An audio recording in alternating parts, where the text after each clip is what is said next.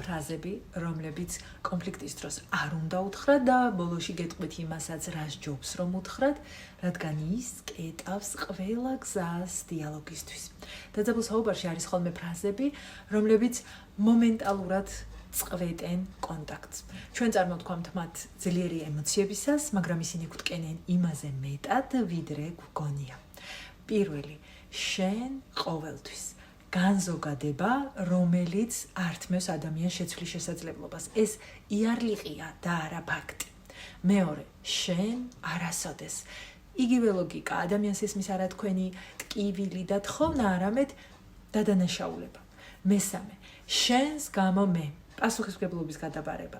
კონფლიქტში მონაწილეობს მინიმუმ 2 ადამიანი და წვლილი აქვს ორივეს, თუნდაც მცირედი.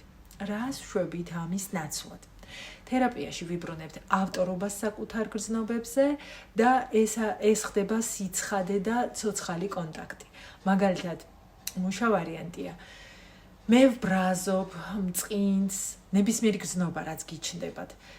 როცა ჩვენი შეთანხმება არ სრულდება, მე მეტი გარკვეულობა და სიცხადე მჭირდება.